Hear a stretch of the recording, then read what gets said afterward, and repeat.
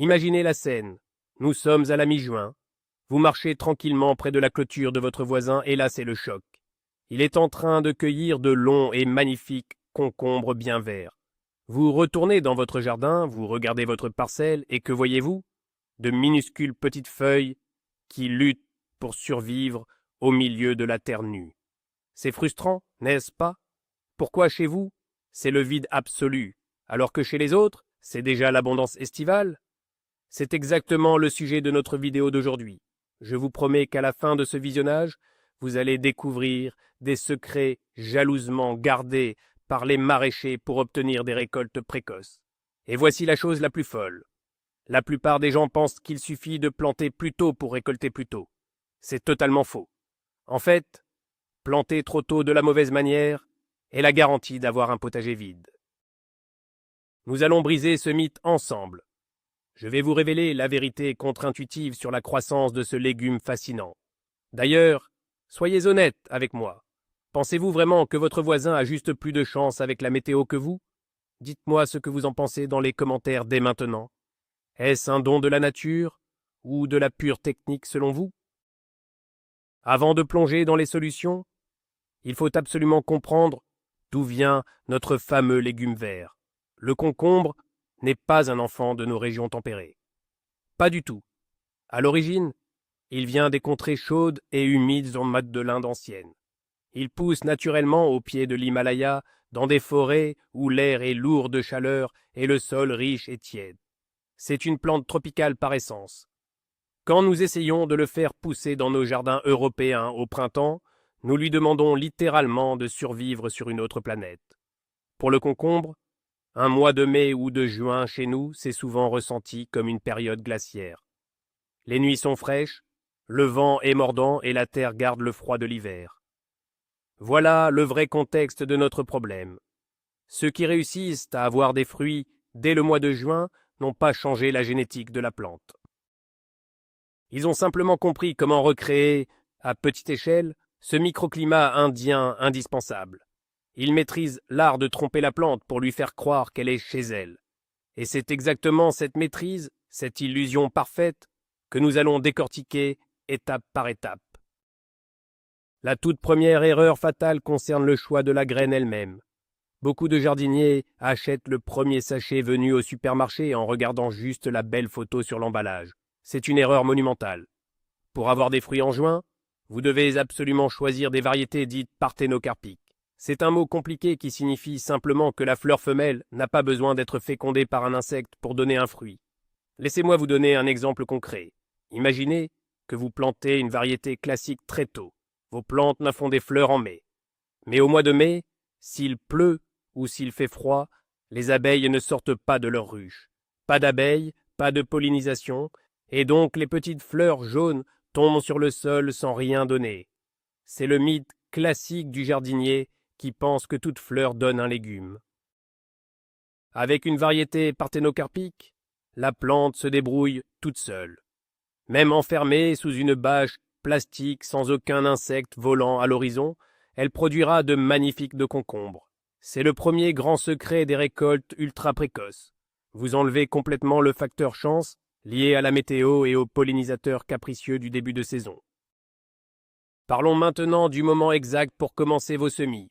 Le timing est tout simplement crucial. Si vous semez directement en pleine terre en mai, n'espérez rien avant le mois d'août. Pour récolter en juin, il faut commencer vos semis à l'intérieur, bien au chaud, environ 4 à 5 semaines avant la date de plantation prévue au jardin. Cela nous ramène généralement au début ou à la mi-avril. Mais attention, il y a un piège énorme dans lequel tout le monde tombe.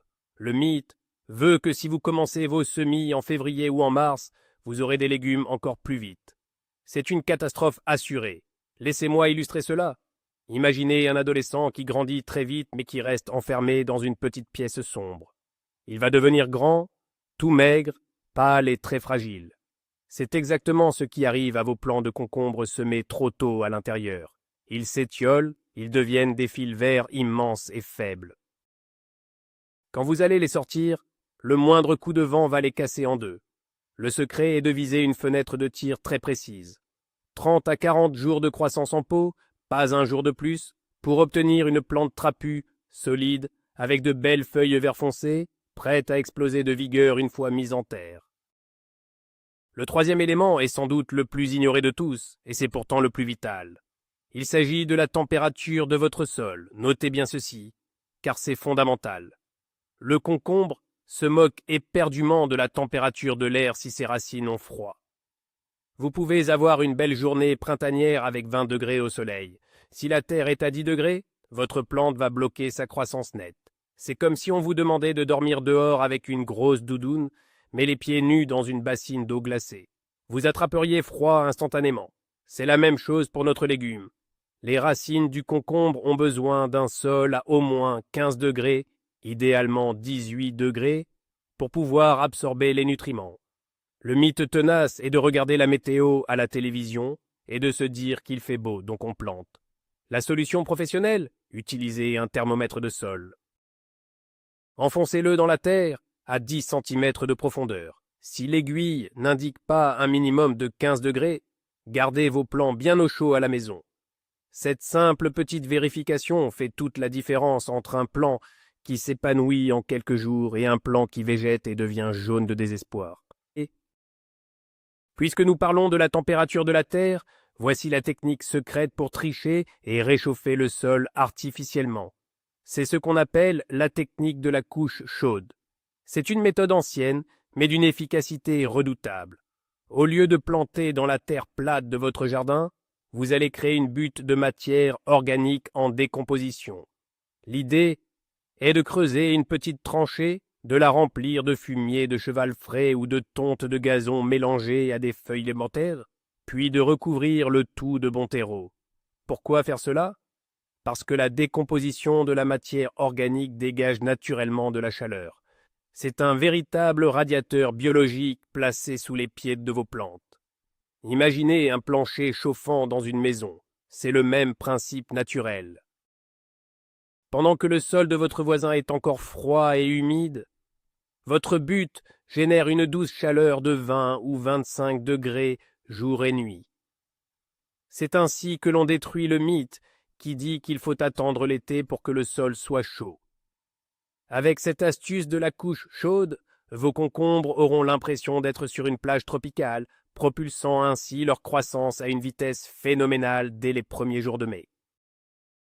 Abordons un autre aspect critique. La taille des pots pour vos semis. Le concombre est un grand sensible.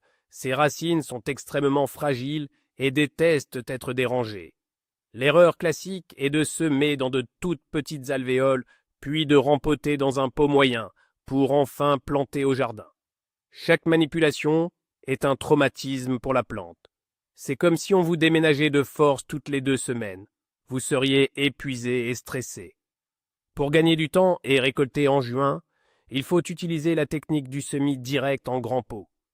Choisissez des godets d'au moins 10 cm de côté dès le départ.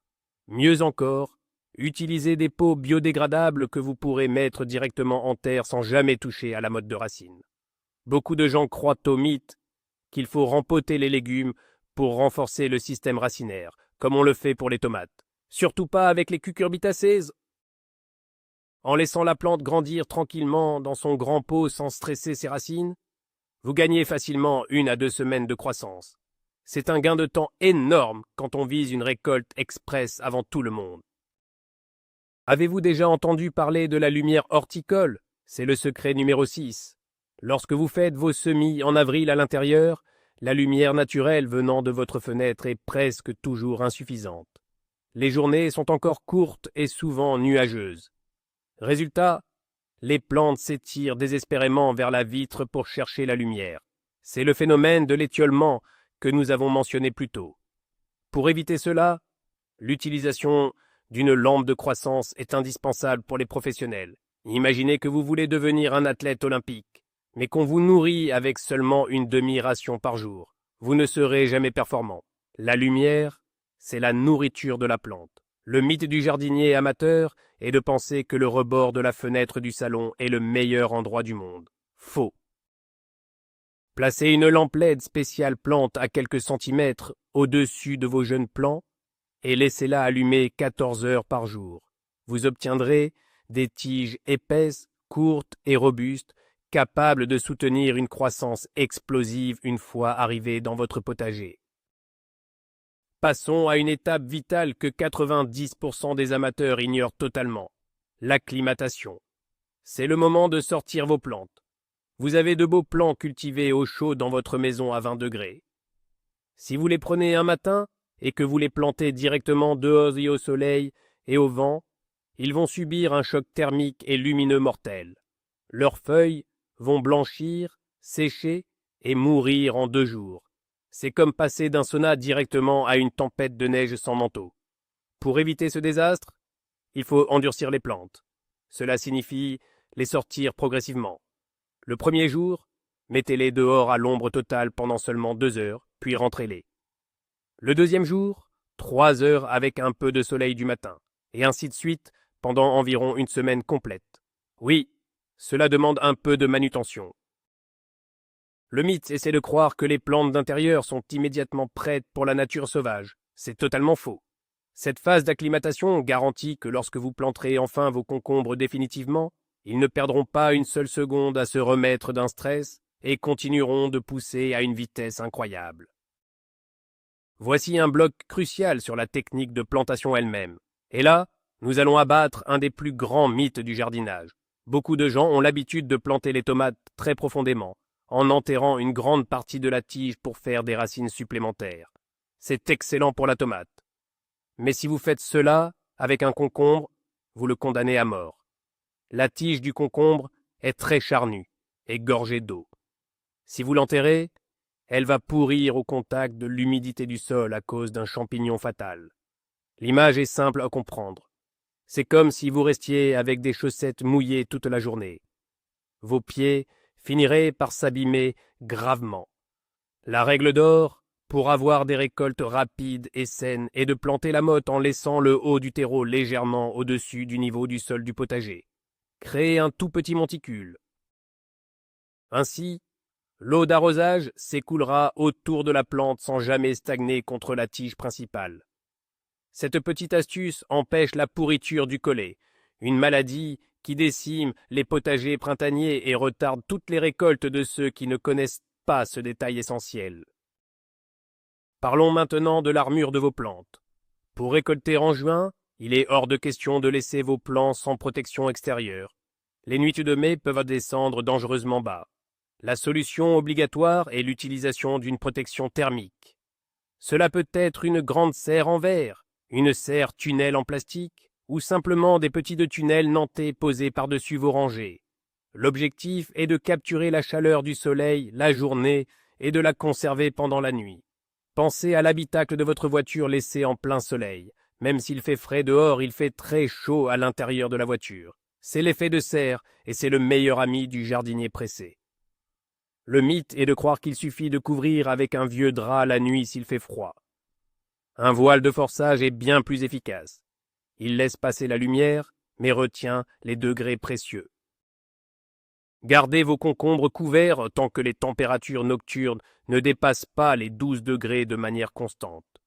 Ce cocon de chaleur est le moteur principal qui transformera vos petites fleurs en gros légumes, pendant que les autres attendent encore. Il y a une erreur tellement basique concernant l'arrosage que cela me brise le cœur à chaque fois. Je vois des gens arroser leurs jeunes plants de concombre avec l'eau qui sort directement du tuyau d'arrosage. Cette eau est souvent glaciale, surtout au printemps. C'est une véritable torture pour la plante. Imaginez que vous prenez une douche bien chaude et que soudain quelqu'un coupe l'eau chaude. Le jet d'eau glacée vous coupe la respiration et vous fige sur place. C'est exactement l'effet physique que ressentent les racines tropicales de votre légume. Un arrosage à l'eau froide provoque un choc racinaire qui stoppe net la croissance pendant plusieurs jours. Pour des récoltes en juin, vous ne pouvez pas vous permettre de perdre le moindre jour. Le secret est d'utiliser de l'eau tempérée. Remplissez des arrosoirs le matin et laissez-les réchauffer au soleil toute la journée dans votre serre. Arrosez le soir avec cette eau devenue tiède. Beaucoup croient au mythe que l'eau fraîche ravigote les plantes quand il fait chaud. C'est faux pour notre sujet du jour. L'eau tiède est une caresse qui encourage les racines à s'étendre toujours plus loin. Penchons-nous sur la nutrition de vos protégés. Un plant qui pousse vite a très faim, mais attention, il ne faut pas lui donner n'importe quoi à n'importe quel moment. Au début de sa croissance en terre, le concombre a besoin de construire ses fondations, c'est-à-dire ses feuilles et ses tiges.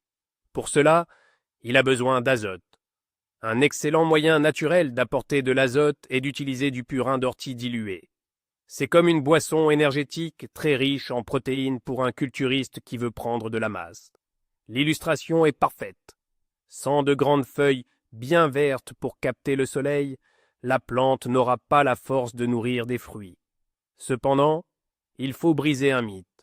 Ne donnez pas trop d'azote trop longtemps. Dès que les premières des vraies fleurs apparaissent, il faut changer de régime.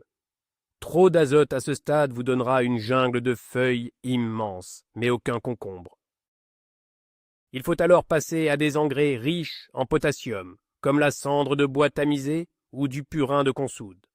Le potassium est le véritable architecte de la fructification. Ce changement de menu au bon moment est une astuce de professionnel pour déclencher une récolte massive et précoce. L'un des secrets les plus spectaculaires pour accélérer la production est une technique de taille spécifique appelée l'aveuglement. Le mot fait peur, mais la technique est magique. Quand votre jeune plant commence à pousser en hauteur, il va naturellement essayer de faire des petites fleurs et des petites branches latérales très bas sur la tige principale, près du sol. La nature de la plante est de se reproduire vite, mais si vous la laissez faire, elle va épuiser toute son énergie dans ses premiers petits fruits qui toucheront le sol et finiront souvent par pourrir. La technique consiste à pincer, c'est-à-dire couper avec les doigts toutes les fleurs et les jeunes pousses sur les 40 premiers centimètres de la tige. Imaginez un marathonien. S'il sprinte dans le premier kilomètre, il s'effondrera avant la fin. En supprimant ces premières polyfleurs, vous obligez la plante à envoyer toute son énergie pour grandir vers le haut et développer un système racinaire puissant. Le mythe est de croire que chaque fleur coupée est un fruit perdu. C'est l'inverse. En sacrifiant les 2 premiers, vous donnez à la plante la force d'en produire 20 autres très rapidement juste après, et bien plus haut sur le tuteur. Puisque nous parlons de hauteur, il faut absolument aborder la méthode de culture verticale. La plupart des jardiniers amateurs laissent courir leurs concombres sur le sol, comme des courges. C'est une erreur colossale si vous voulez de la rapidité et de la qualité. Sur le sol, les feuilles se font de l'ombre entre elles, l'air circule mal, et les maladies s'installent à la première pluie. De plus, les fruits en contact avec la terre humide ont tendance à développer des taches jaunes. Le grand secret est de palisser vos plants.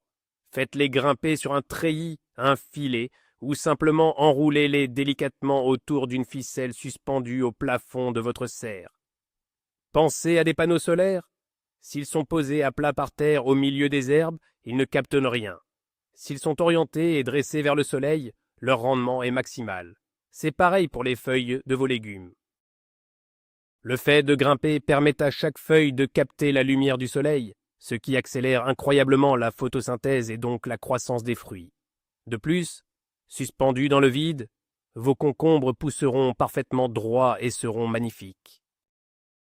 Un autre bloc essentiel concerne le maintien de l'humidité. Nous avons dit que le concombre vient d'Inde. Il adore l'eau, mais il déteste avoir les feuilles mouillées. Le système idéal est le paillage épais. Une fois que votre sol est bien réchauffé en mai et que vos plants sont en place, vous devez recouvrir la terre autour d'eux avec une bonne couche de paille, de foin ou de tonte séchée. Pourquoi? Parce qu'en été ou sous une serre, l'eau s'évapore très vite. Si la terre sèche, les racines superficielles meurent. Le paillage agit comme le couvercle sur une casserole d'eau chaude. Il garde la chaleur et l'humidité à l'intérieur. De plus, il empêche les mauvaises herbes de pousser et de voler la nourriture de vos plantes. Le mythe destructeur est de laisser la terre à nu pour que le soleil tape dessus. Une terre nue se fissure, devient dure comme du béton et tue les micro-organismes du sol. En paillant généreusement, vous garantissez à votre plante un accès continu à l'eau. Une croissance sans interruption hydrique est la clé absolue pour obtenir un fruit croquant et sans aucune amertume dès le début du mois de juin. Attention à la circulation de l'air. C'est un point souvent négligé quand on cultive sous protection. Vous avez mis une serre pour garder la chaleur, c'est très bien. Mais si vous ne gérez pas l'aération, votre serre va se transformer en sauna mortel. Lorsque l'humidité stagne dans un espace confiné avec une forte chaleur, c'est l'invitation parfaite pour les maladies cryptogamiques, notamment le terrible oïdium, ce feutrage blanc qui recouvre les feuilles. Imaginez que vous passez la journée dans une petite salle de bain pleine de vapeur sans jamais ouvrir la fenêtre. Vous finiriez par avoir du mal à respirer, et les murs se couvriraient de moisissures. Vos plantes ressentent la même chose. Le mythe est de croire que la serre doit toujours rester fermée pour conserver la chaleur à tout prix. C'est faux. Dès que le soleil tape le matin et que la température intérieure dépasse les 25 degrés, il faut ouvrir les portes et les lucarnes en grand. L'air doit circuler à travers les feuilles pour les assécher. Une bonne ventilation rendra vos tiges plus fortes et empêchera les champignons de ruiner vos efforts avant même l'arrivée de l'été. La gestion des arrosages quotidiens est une science en soi. Beaucoup de gens noient leurs plantes une fois par semaine en pensant bien faire. C'est une très mauvaise idée. Le concombre est constitué à plus de 95% d'eau. Son besoin est constant, pas épisodique. Si vous arrosez abondamment puis que vous laissez le sol s'assécher complètement pendant plusieurs jours, les fruits vont subir un stress terrible. C'est ce stress hydrique qui provoque souvent des formes bizarres, des légumes tordus ou avec un bout tout fin et l'autre énorme. L'image est simple. C'est comme si on vous obligeait à boire 5 litres d'eau le lundi, puis plus rien jusqu'au jeudi. Vous seriez malade. La meilleure approche est la régularité. L'installation d'un système de goutte à goutte est la solution royale. L'eau perle lentement, goutte par goutte, directement au pied de la plante. Cela maintient une humidité constante dans le sol sans jamais le détremper ni mouiller le feuillage. Le mythe du gros arrosage au tuyau le dimanche soir doit disparaître. La régularité est le secret d'une croissance ininterrompue et ultra rapide. Abordons le problème des ravageurs de début de saison. Au printemps, pendant que vos plants grandissent tendrement sous leur abri, un ennemi minuscule guette, le puceron. Sous serre, sans le vent et sans la pluie pour les balayer, les pucerons prolifèrent à une vitesse effrayante. Ils se collent sous les jeunes feuilles et aspirent de la sève. Si vous ne faites rien, la croissance s'arrête net. C'est comme si quelqu'un vous faisait une prise de sang en continu pendant que vous essayez de courir. C'est épuisant. Le mythe est de courir acheter un produit chimique puissant au premier puceron venu. Il existe une méthode bien plus intelligente. Utilisez la lutte biologique en introduisant des coccinelles dans votre serre, ou vaporisez une solution douce à base de savon noir dilué dans de l'eau. Le savon englua les insectes sans empoisonner vos futurs légumes ni la terre. L'observation quotidienne est votre meilleure arme. Regardez souvent sous les feuilles, près de la tige principale. Éliminer le problème dès le premier jour vous assure que la plante ne perdra pas une précieuse semaine à se remettre d'une invasion. Il y a un comportement fondamental de la plante que vous devez manipuler pour récolter beaucoup. C'est la fréquence de cueillette.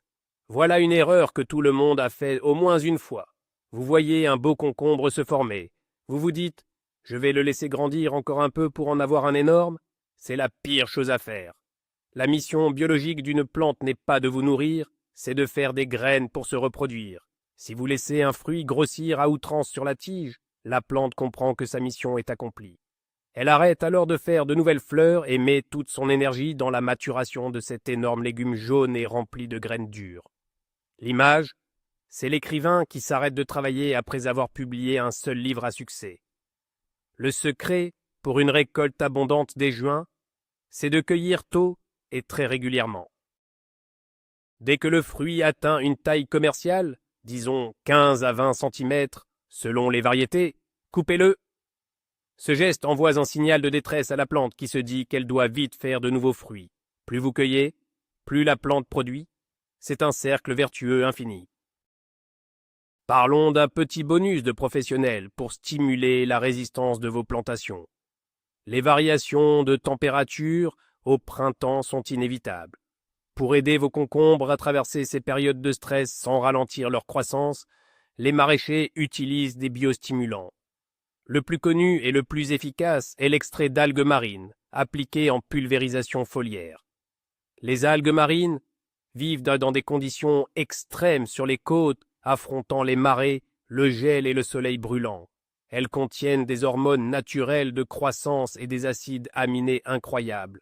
En pulvérisant ce jus très dilué sur les feuilles de vos plantes tôt le matin, c'est comme si vous donniez des vitamines et un bouclier invisible à vos plantes. Le mythe est de croire que l'engrais classique suffit à tout faire. L'engrais nourrit, mais le biostimulant protège et active le métabolisme. Lors d'un coup de froid soudain début mai, la plante non traitée va jaunir et s'arrêter. La plante stimulée aux algues marines continuera son chemin presque comme si de rien n'était, garantissant votre objectif de récolte au début de l'été. Enfin, le dernier bloc, et peut-être le plus important, concerne la psychologie du jardinier. Le plus grand obstacle à une récolte en juin, c'est vous-même et vos croyances limitantes. Quand on voit le potager vide, la réaction naturelle est de blâmer la pluie, le froid, la mauvaise lune ou le vendeur de graines. C'est le fameux complexe du manque de chance. Mais la nature ne fonctionne pas à la chance. Elle fonctionne à la biologie et à la physique.